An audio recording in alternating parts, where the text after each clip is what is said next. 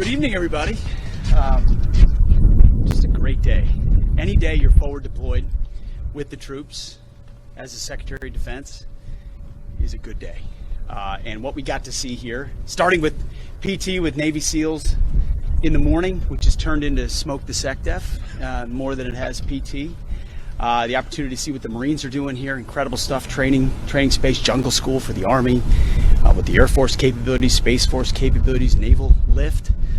It's all here, and it's all a reflection of America's commitment to the Indo-Pacific and the Trump administration's focus on ensuring that we are doing everything we can to deter conflict with the Communist Chinese, who we don't seek conflict with at all.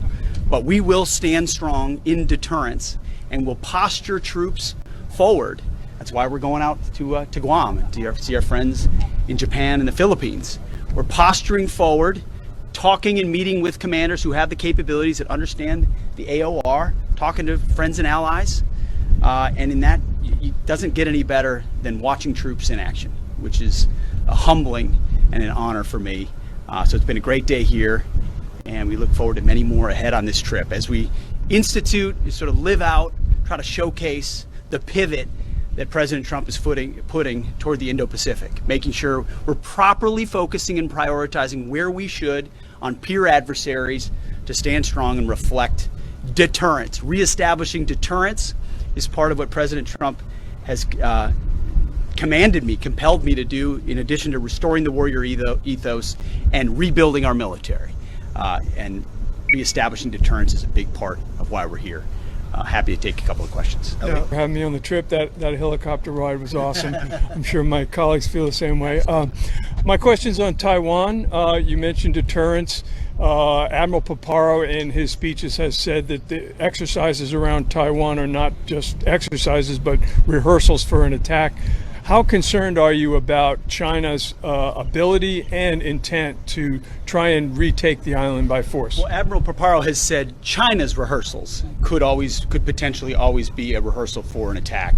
The rehearsals, the exercises, the campaigns we're doing in and around the first island chain are not meant to be the precursor to an attack. We're here to deter. We're here to show strength with our allies, and that includes in ensuring that in every possible way American force is projected forward. So we don't want to see a conflict at all. And that's certainly the president's perspective. But we're going to be postured forward and leaning forward as much as necessary to ensure that doesn't happen. And just a quick follow-up. On the counter diversity, equity, inclusions, what's your assessment now 3 months in trying to undo a lot of those programs? My assessment is the DOD will be merit-based and colorblind. You will be judged based on how good you are at your job. Full stop. That's it. And so getting rid of diversity, equity, inclusion, DEI, getting rid of different standards was fundamental to getting back to basics. And that's what when I get a chance to talk to commanders here, that's what I emphasize. We're getting back to basics. Standards at every level need to be adhered to, and that's at a baseline. And when you talk to soldiers, you talk to Marines, they get it. They get it. They've seen the standards slide under the previous administration. They watched, in many different ways how it eroded, or quotas were being met, or different aspects boxes had to be checked. Not anymore.